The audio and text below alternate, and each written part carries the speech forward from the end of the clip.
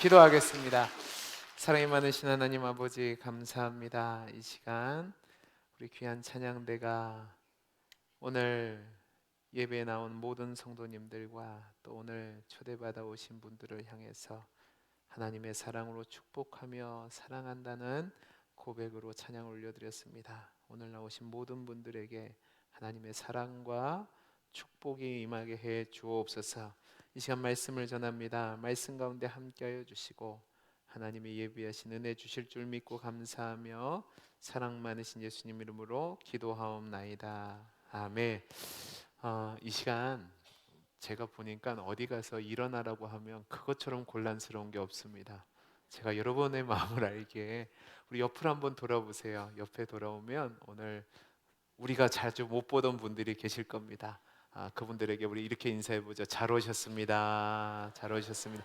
우리 박수로 또 환영하는 인사하겠습니다. 잘 오셨습니다. 잘 오셨습니다.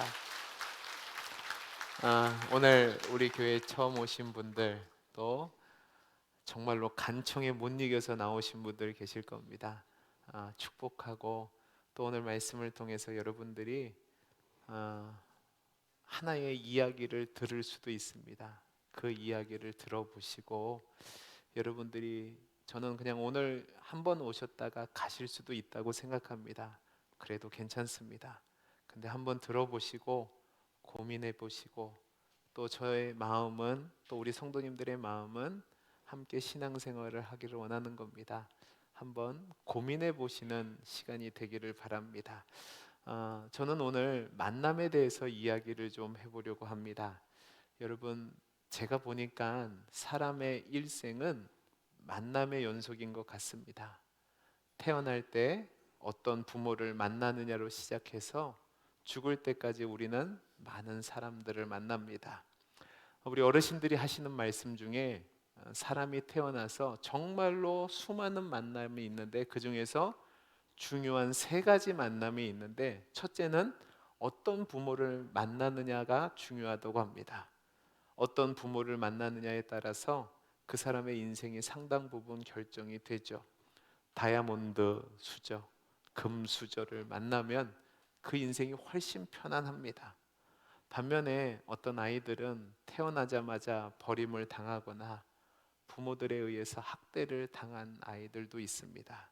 아무리 예쁘고 능력이 있어도 자신의 능력과 재능을 제대로 발휘할 수 없는 가정에 태어나면 참 힘든 인생을 살 수밖에 없죠.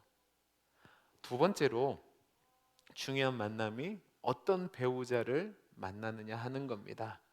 어떤 배우자를 만나느냐에 따라서 인생의 반평생이 달라진다고 합니다. 저같이 좋은 아내를 만나면 인생이 편안합니다. 근데 나쁜 배우자를 만나면 죽이지도 못하고 살리지도 못하고 이러지도 못하고 저러지도 못하죠. 그렇게 만남이 중요하다고 얘기합니다. 세 번째로 중요한 만남이 어떤 만남이냐? 어떤 스승을 만나느냐가 중요하다고 합니다. 좋은 선생님을 만나면 그가 가진 잠재력들을 다 발휘해서 인생이 달라질 수 있죠. 훌륭한 스승 밑에서 훌륭한 제자가 나오고 나쁜 스승 밑에서 나쁜 제자가 나옵니다. 그러니까 좋은 선생님을 만나면 좋은 사람이 될 확률이 훨씬 높아지는 겁니다. 이렇게 누구를 만나느냐에 따라서 행복할 수도 있고 불행할 수도 있고 또 성공할 수도 있고 실패할 수도 있습니다. 근데 여러분, 제가 여러분들에게 감히 말씀드릴 수 있는데 정말로 우리가 삶을 살아가면서 이 세 복 외에도 누군가를 만나는 것 중요합니다. 어떤 동료를 만나느냐, 어떤 친구들을 만나느냐, 어떤 이유를 만나느냐, 어떤 교회를 만나느냐 정말로 중요합니다. 근데 그거보다 더 중요한 게 있는데 바로 오늘 제가 여러분에게 말씀드릴 예수님을 만나느냐 안 만나느냐에 따라서 인생이 달라진다는 사실입니다. 그 예수님을 만나면 인생이 바뀔 수 있죠.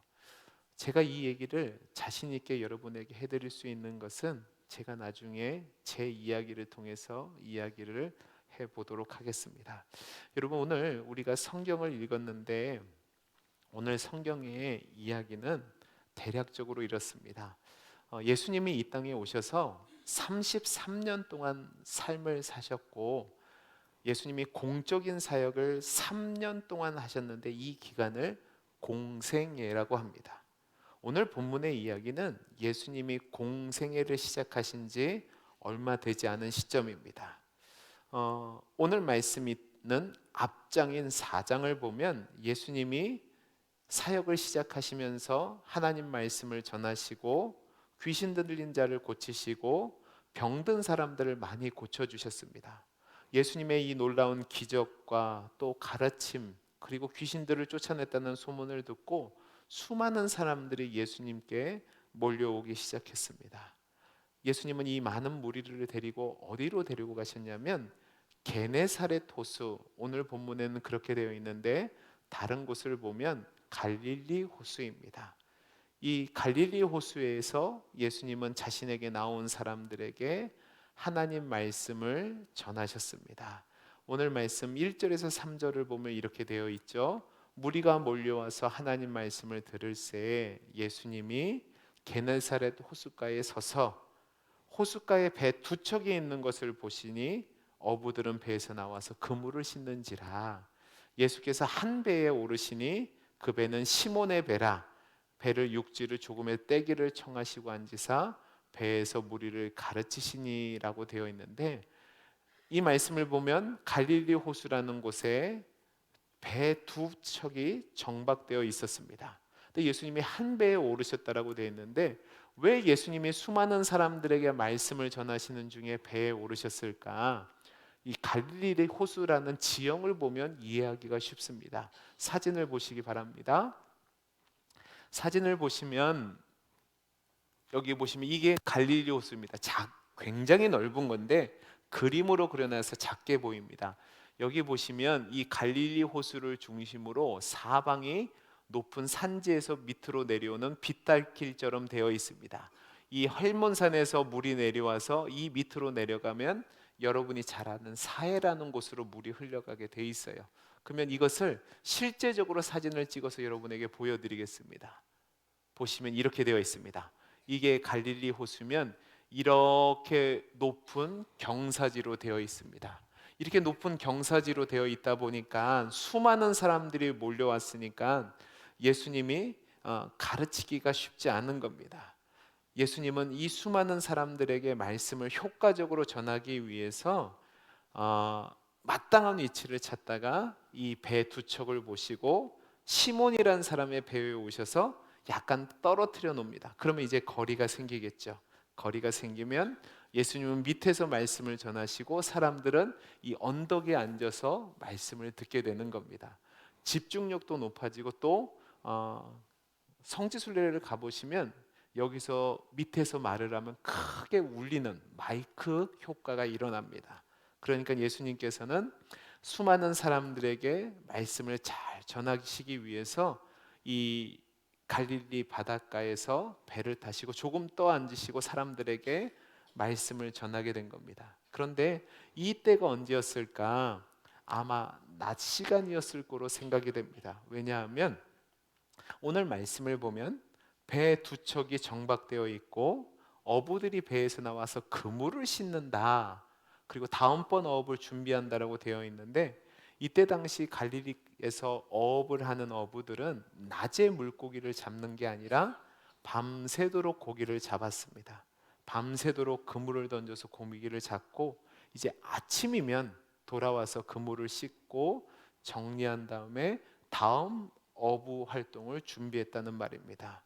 근데 예수님이 이때 이제 말씀을 전하시기 위해서 배에 올랐는데 그 배가 오늘 말씀을 보면 시몬, 여러분들이 들어보셨을 법한 이름으로 보면 베드로의 배에 오르셨습니다.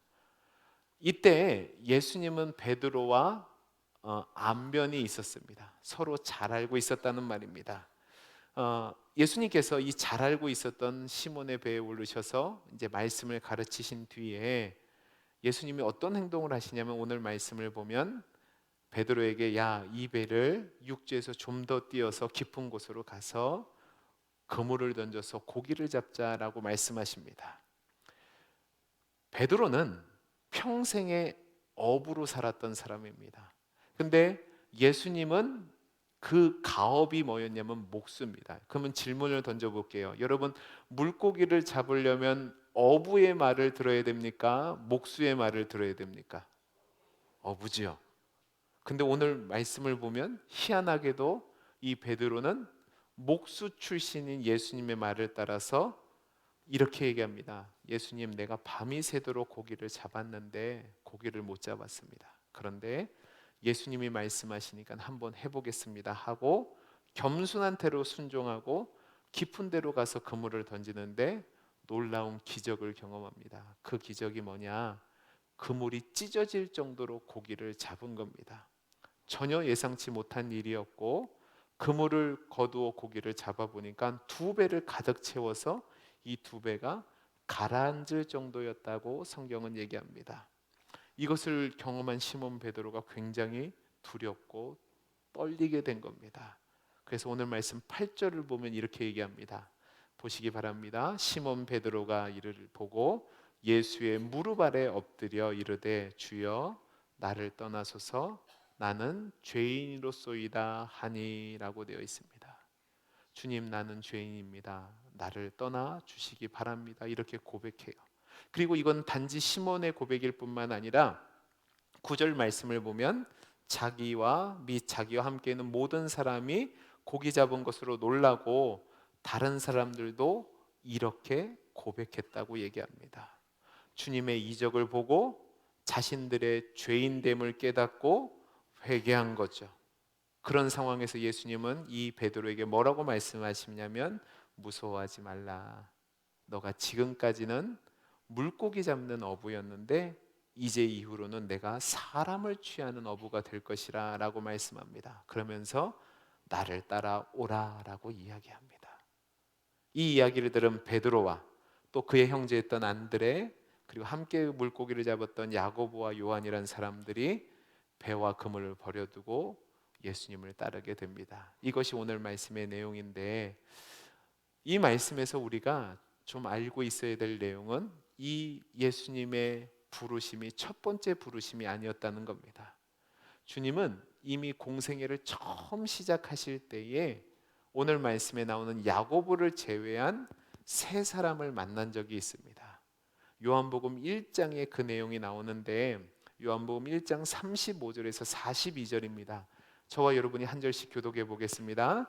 또 이튿날 요한이 자기 제자 중 2사람과 함께 섰다가 예수께서 건의심을 보고 말하되 보라 하나님의 어린 양이로다. 2제자가 그의 말을 듣고 예수를 따르거늘 예수께서 돌이켜 그 따르는 것을 보시고 물어 이르시되 무엇을 구하느냐. 이르되 랍비여 어디 계시나오니까 하니 랍비는 번역하면 선생이라. 예수께서 이르시되 와서 보라. 그러므로 그들이 가서 계신 데를 보고 그날 함께 거하니 때가 10시쯤 되었더라. 요한의 말을 듣고 예수를 따르는 2사람 중에 하나는 시몬 베드로의 형제 안드레라. 그가 먼저 자기 형제 시몬을 찾아 말하되 우리가 메시아를 만났다 하고 메시아는 번역하면 그리스도라. 데리고 예수께 오니 예수께서 보시고 이르시되 내가 요한의 아들 시몬이니 장차 게바라 하리라 하시니라. 게바는 번역하면 베드로라. 아멘.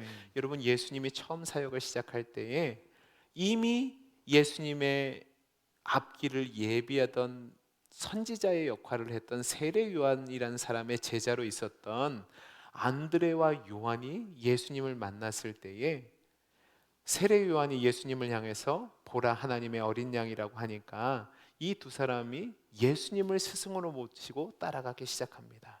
그리고 안드레는 자신의 형이었던 시몬 베드로에게 우리가 메시아를 만났다고 하니까 이제 베드로가 예수님께 와요. 예수님을 만난 뒤에 예수님은 그에게 너가 게바, 베드로라고 불려질 거라고 말씀합니다. 그러니까 이들은 예수님을 처음 만났을 때에 예수님이 자신들이 그토록 기대했던 메시아라는 그 확신을 갖고 예수님을 따랐던 자들입니다. 근데 따라다니다 보니까 자신들이 생각했던 메시아의 모습이 아닌 겁니다. 그러니까 실망하고 제자였기는 하지만 좀 더 지켜보자 하는 자세로 예수님을 떠나서 이제 생업으로 돌아온 겁니다. 그러면서 계속 예수님을 지켜봤을 겁니다. 근데 그런 베드로와 제자들에게 오늘 예수님이 다시 찾아오신 겁니다. 그리고 오늘을 그들을 부르시는 거죠. 이제 여기서 생각할 것이 있습니다. 제가 설교 초두에 여러분들에게 우리 인생에서 가장 크고 중요한 것이 만남이라고 그랬습니다. 근데 그 만남 중에서 제일 중요한 것이 예수님을 만나는 것이라고 했는데 오늘 그 이야기를 해보려고 하는 겁니다. 여러분, 분명히 이 베드로라는 사람은 메시아 되신 예수님을 한 번 만났던 적이 있습니다. 그리고 예수님을 스승으로 모시고 따랐던 적이 있던 사람입니다. 근데 내 생각과 내 뜻과 내 경험에 맞지 않으니까 다시 생업으로 돌아갔습니다. 여러분, 이것이 예수님이 선택했던 제자 베드로의 모습입니다. 이상하지 않나요? 이 베드로의 모습을 보면 남다른 지식이 있어 보이지도 않고 남다른 능력이 있어 보이지도 않고 남다른 성품이나 신실함도 보이지 않습니다.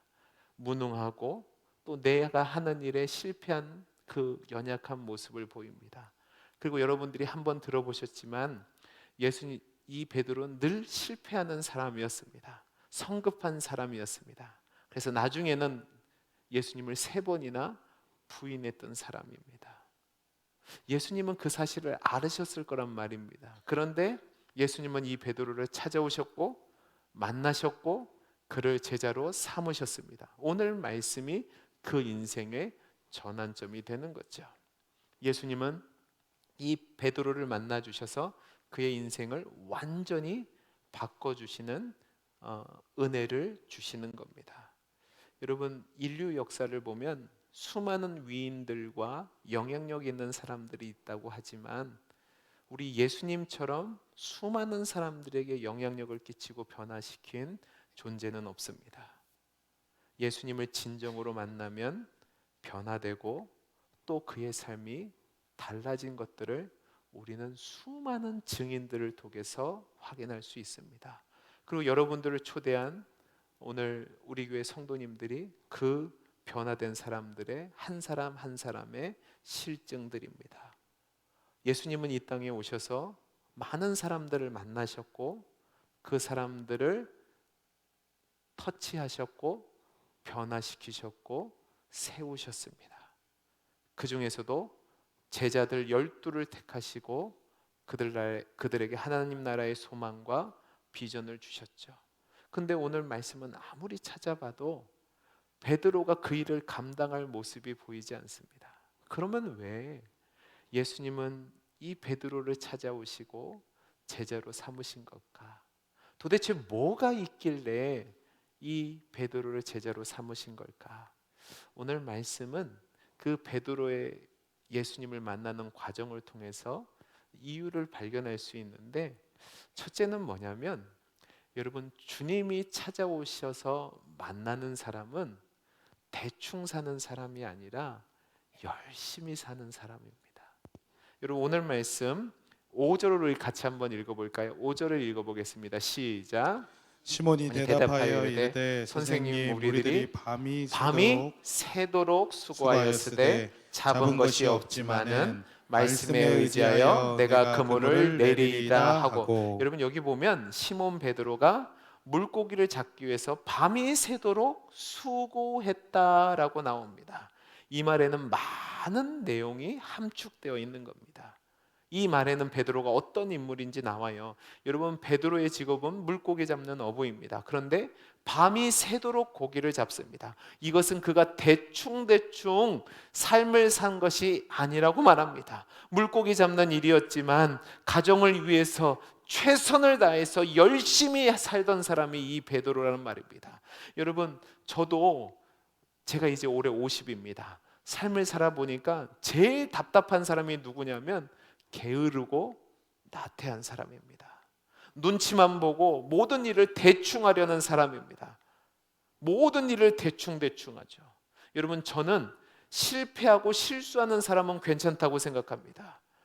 열정이 있는 사람들은 실수하고 실패할 수밖에 없어요. 왜? 처음 가는 일을 어떻게 처음부터 완벽하게 할 수 있겠습니까?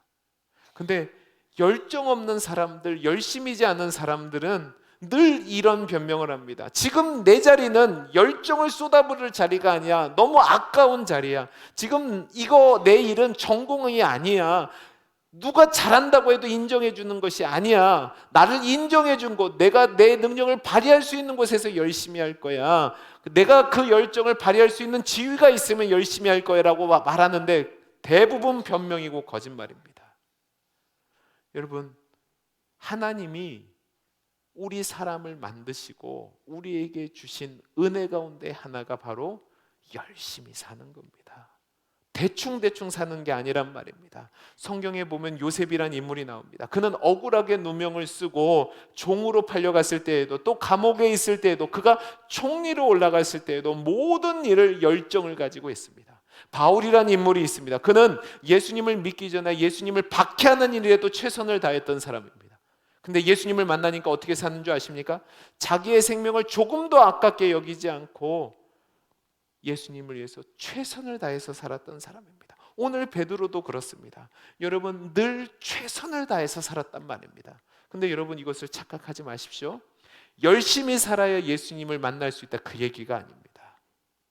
열심히 산다는 것 자체가 하나님이 주신 축복이에요. 왜?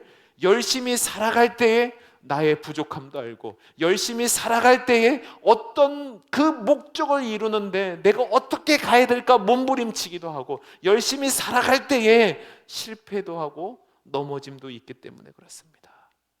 여러분, 열정이 없다는 것, 게으르다는 것은 아무것도 할 수 없다는 좌절의 표지가 됩니다. 열심히 있다는 것, 열정이 있다는 것은 꿈이 있다는 것이고 도전해 보겠다는 의지가 있는 겁니다. 근데 주님은요, 이렇게 열심히 있는 사람, 열정 있는 사람을 만나 주십니다. 근데 더 중요한 것이 있습니다. 바로 뭐냐? 주님이 찾아오시고 만나는 겁니다. 여러분, 열심히 있다고 열정이 있다고 성공하지 않습니다.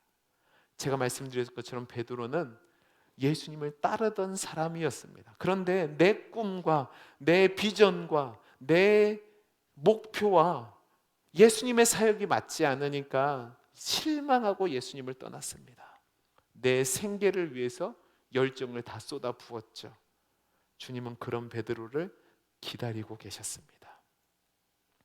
베드로의 열심이 있는 걸 아셨지만 그 열심을 갖고 베드로를 사용하시는 것이 아니라 실패할 때를 기다리고 있었습니다. 오늘 베드로가 주님 앞에 나와 한 말을 보시기 바랍니다. 밤이 새도록 수고하였지만 얻은 것이 하나도 없습니다. 이 얘기는 뭡니까? 주님, 내가 모든 일에 열심히 해봤는데, 최선을 다해봤는데 그 결과가 이거밖에 없네요. 실패했네요. 이 얘기입니다. 누구나 다 실패를 싫어하고 두려워합니다. 실패하지 않고 인생을 살고 싶어 합니다. 그런데 여러분, 우리가 살다 보면 실패하는 것, 넘어지는 것, 또 좌절된 것이 우리에게 정말로 중요한 일입니다. 왜냐하면 그것이 있어야지만 현재 만족하는 것을 잘라버리게 합니다. 그리고 더 큰 목표와 더 큰 목적을 향해서 나아가게 하는 거죠. 이 실패가 은혜의 순간이 되는 겁니다. 여기 계신 분들 중에 열심히 사셨는데 그 결과가 여러분 뜻대로 안 되신 분들이 계실 거라고 생각됩니다. 부부관계에 있어서, 또 자녀를 키우는 일에 있어서, 또 여러분이 직장 생활하는 일에 있어서, 사업을 하는 일에 있어서 여러분의 열정을 다 쏟아부었는데 오늘 베드로가 얘기한 것처럼 그렇게 수고했는데 아무것도 없습니다 라고 이야기하시는 분들이 계십니까? 내가 이렇게 수고했는데 이거밖에 없나 라고 낙심하는 분들이 계십니까?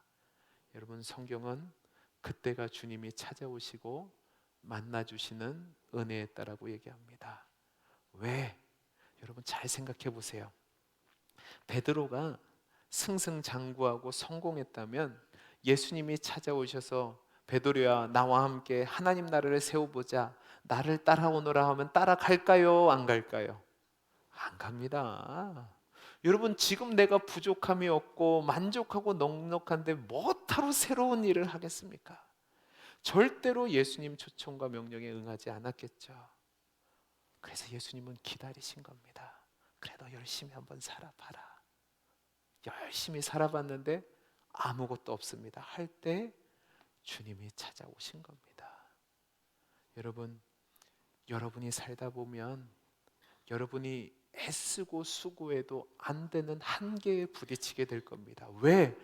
우리는 인간이기 때문에 그렇습니다. 근데 놀라운 사실은 세상은 우리가 힘 있고 능력 있고 성공하면 우리에게 다가옵니다. 우리가 실패하고 넘어지고 거둔 것이 없으면 희한하리만큼 우리에게서 벗어납니다. 근데 세상은 우리를 그렇게 대하지만 예수님은 그때 우리를 찾아오십니다. 베드로가 주님 아무것도 없습니다라고 말할 때 주님은 그 실패한 베드로에게 베드로야, 물고기 많이 잡고 싶니? 그러면 네가 알고 있는 상식에 위배되지만 깊은 데로 가서 그물을 한번 던져봐라. 베드로 물고기 잡는데 전문가였다니까요. 분명히 의문도 생겼을 거고 반발하고 싶은 마음도 생겼을 거고 또 주님 말씀에 거절할 이유도 있었을 겁니다. 근데 놀랍게도 실패를 하니까 지푸라기 잡는 심정으로 주님 말씀에 의지하여 주님 말씀에 순종하여 그물을 던졌고요. 거기서 인생의 전환점이 일어나는 놀라운 은혜를 경험하게 된 겁니다. 이제부터 베드로는 내 생각과 내 경험과 내 열정과 내 노력으로 살았는데 이제는 모든 것을 실패하고 나니까 이제 주님 말씀에 순종하고 주님의 뜻을 따라 살기로 결단하는 전환점이 되는 겁니다. 내 이성과 내 판단 능력이 있어도 내가 해보니까 안 되니까 주님 말씀에 순종해 보겠습니다. 주님께 의지하게 되겠습니다. 그때 베드로는 놀라운 기적을 경험하게 됩니다. 여러분, 제가 설교 초두에 제가 어떤 만남을 가진지에 대해서 말씀을 드린다고 했습니다. 저는 저희 아버지도 목사입니다. 근데 저희 아버지는 작은 교회를 계속 하셨습니다. 그래서 저는 실패가 싫고 가난이 싫고 없음이 싫었던 사람입니다. 왜요? 경험해 봤으니까요. 그래서 성공하고 싶었습니다. 큰 교회에서 크게 이름을 내고 명성 있는 목사가 되고 싶었습니다. 여러분, 제가 줄도 없고 돈도 없고 백도 없어요. 그럼 어떻게 했을까요? 정말 열심히 살았습니다. 제가 여러분 정말로 열심히 사역했습니다. 공부할 때는 아르바이트를 열 몇 개씩 했습니다. 누구도 도와줄 사람이 없었거든요. 사역에서도 1등을 해야 됐습니다. 왜냐하면 제가 갈 자리가 없다고 생각했습니다. 제가 얼마나 열심히 했냐면 나중에는 몸이 안 따라주니까 매주마다 링거를 맞고 사역했습니다. 놀라지도 않으시네요, 여러분. 그때가 제 나이가 20대, 30대 때입니다. 왜? 성공하고 싶었거든요. 제가 열심히 하면 성공할 줄로 알았습니다. 근데 여러분, 제가 30대 중반에 큰 실패를 하게 됩니다. 목회자적으로 사형 선고를 받았습니다. 몸도 질병 때문에 아무것도 못하고 1년 동안 사역을 쉬게 됐습니다. 공황장애와 대인기피증이 와서 6개월 동안 아무도 못 만났습니다. 간은 망가졌습니다. 갈 곳이 없는 겁니다. 그때 제가 어떻게 해요? 해봤는데 안 되는 겁니다. 근데 그 이전에 저희 아버지가 저한테 늘 하시던 말씀이 있습니다. 벙구야, 너 네 힘 갖고 안 되는데 기도해야 되지 않겠냐 그러세요. 그러면 저는 속으로 그럽니다. 아버지는 기도 많이 하셔서 평생 개척교회 하셨네요. 저는 기도 안 하고 성공하랍니다 그랬거든요. 근데 제가 거기서 깨닫게 된 겁니다. 내 힘으로 되는 게 아니구나. 내 능력으로 되는 게 아니구나. 내 한계를 발견했다는 말입니다. 몸부림쳐 봤는데 안 되는 거예요. 그래서 그때 하나님 앞에 나와 기도하기 시작했습니다. 그리고 주님이 저를 만나 주셨고 제가 그때 주님을 의지하게 됐습니다. 그리고 나서 제 삶이 평탄하지만은 않았습니다. 근데 그때마다 기적과도 같은 놀라운 일 때문에 제가 여기까지 왔습니다. 제가 그래서 여러분에게 이 예수님을 소개시켜 드릴 수 있는 겁니다. 여러분 중에 오늘 어쩔 수 없이 교회 나오신 분들도 계실 겁니다. 여러분들 중에 혹시 예수를 믿었는데 예수에게 실망하고 사람들에게 실망하신 분들도 계실 겁니다.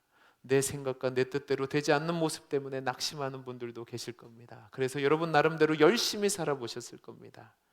여러분의 삶의 목표가 무엇이고 여러분이 쏟은 열정이 무엇입니까? 근데 거기서 뭔가 얻으셨습니까? 아닐걸요? 그럼 그 답답한 상황에서 여러분이 그 실패를 어떻게 바꾸시겠습니까? 오늘 베드로에게 예수님이 찾아오셨습니다. 그리고 베드로에게 말씀하셨고 베드로의 인생을 바꾸시고 그의 삶의 목표를 바꿔주셨습니다. 오늘 여러분이 교회에 나오셨는데 오늘 이 설교를 듣고 그냥 잊어버릴 수도 있습니다. 근데 한 가지만 기억하셨으면 좋겠습니다. 여러분이 정말로 실패했을 때, 여러분이 정말로 누구도 없을 정도로 다 떠나가는 그 낙심되는 상황에 있을 때, 여러분 가족도 여러분을 버릴 수 있고 친구들도 여러분을 버릴 수 있고 세상의 모든 것들이 여러분을 버리지만 예수님은 그때 여러분을 찾아오신다는 사실입니다. 성경은 이렇게 되어 있습니다. 내가 곧 길이요 진리요 생명이니 나로 말미암지 않고는 아버지께로 갈 자가 없다고 되어 있습니다. 예수님이 여러분의 인생의 길이 되시고 진리가 되시고 생명 되십니다. 여러분이 오늘 교회 나오시고 다음 주에 안 나오셔도 됩니다. 근데 여러분이 정말로 실패했을 때, 여러분 주변에 아무도 없을 때, 낙심이 될 때, 예전에 교회에서 들어봤는데 실패한 베드로라는 사람에게 예수님이 찾아오셨는데 나에게도 찾아오셨으면 좋겠다. 그 사실 하나만 가져가셨으면 좋겠습니다. 성경은 이렇게 되어 있습니다. 하나님이 세상을 이처럼 사랑하사 독생자를 주셨으니 이는 저를 믿는 자마다 멸망치 않고 영생을 얻게 하려 하심이라. 여러분 이 땅에서 잘 먹고 잘 사는 거 중요하죠. 근데 여러분 분명한 사실은 이 땅에서의 삶이 끝이 아니라 죽음 이후에 영원한 삶이 있습니다. 성경은 영원한 삶이, 영원한 생명도 있고 영원한 죽음도 있다고 얘기합니다. 예수를 믿는 자에게는, 예수를 만난 자에게는 하나님의 자녀가 되는 권세와 또 영생을 주는 선물과 여러분이 힘들고 어렵고 실패하고 낙심할 때 찾아오셔서 함께 하시고 인도해 주신다는 말씀이 있습니다. 저는 여러분에게 이 만남의 축복이 있기를 바랍니다. 여러분이 인생을 우리 예수님께 맡겼으면 좋겠습니다. 여러분이 열심히 살아오셨는데 손에 아무것도 없는 분이 계시다면 주님 아무것도 없습니다. 한번 만나 주셨으면 좋겠습니다. 그래 보시기 바랍니다. 여러분이 해온 일과 주님과 접목시키고 여러분이 가졌던 꿈을 주님과 접목시키고 여러분이 가졌던 열정과 열심을 주님과 접목시켜 보시기 바랍니다. 그러면 여러분이 가진 꿈이 하나님의 꿈이 되고 여러분의 생각이 주님의 비전이 되고 여러분의 능력이 하나님의 능력이 될 겁니다. 이 놀라운 만남의 축복이 오늘 이 자리에 나온 모든 분들에게 임할 수 있기를 간절히 소원합니다. 기도하겠습니다. 사랑이 많으신 하나님 아버지 감사합니다. 아무것도 없었던 베드로를 찾아오셔서 만나주신 주님이 오늘 이 자리에 찾아온 모든 분들을 찾아오시고 만나주셔서 저들의 인생이, 저들의 꿈이, 저들의 목표가 변화될 수 있는 놀라운 은혜를 허락하여 주옵소서. 은혜 주실 줄 믿고 감사하며 사랑 많으신 예수님 이름으로 기도하옵나이다. 아멘. 이 시간 준비하신 예물을 드릴 때에 우리 권선아 권사님, 이상훈 집사님, 강다희 청년 여러분들을 위해서 또 하나님 앞에 특송하도록 하겠습니다.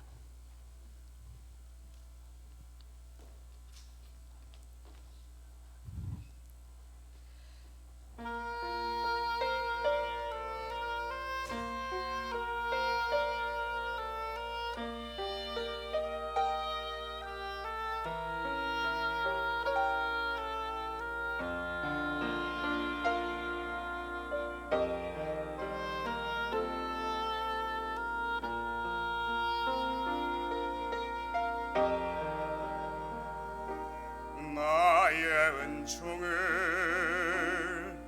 입으리여 너를 나노라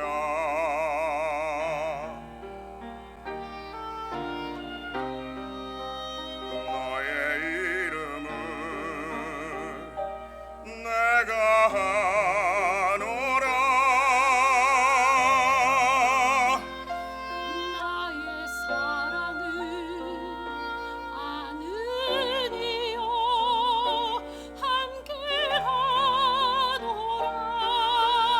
함께하노라 내가 치니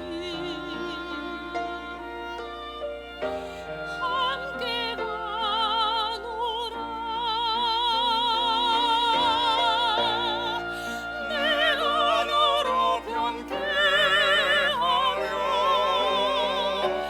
나의 모든 사랑으로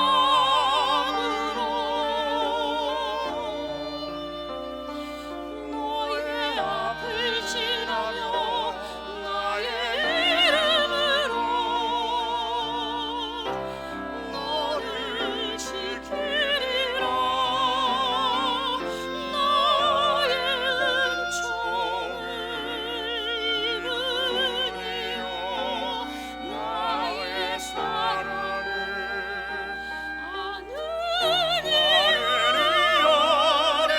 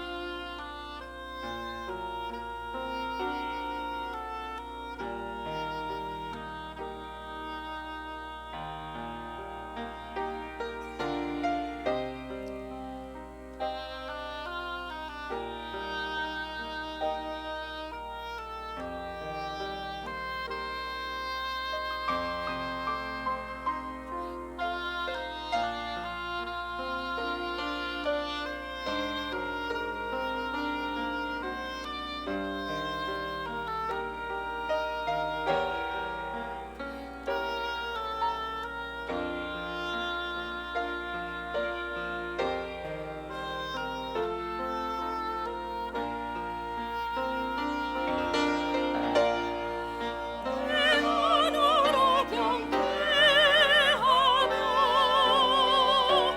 나의 모든 사랑으로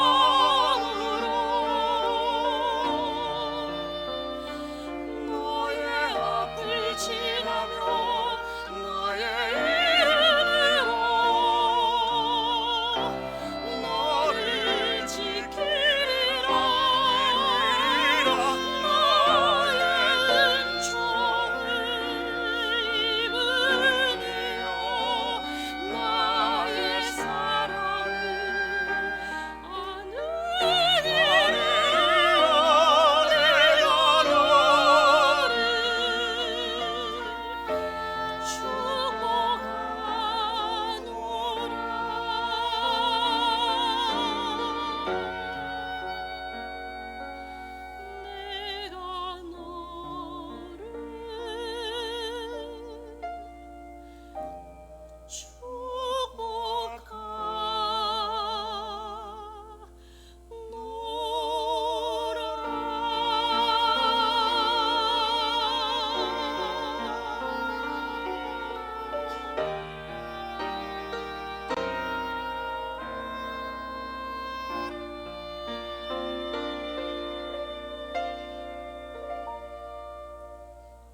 아멘. 박수라는 께 영광 드리겠습니다. 기도하겠습니다. 사랑이 많으신 하나님 아버지 감사합니다.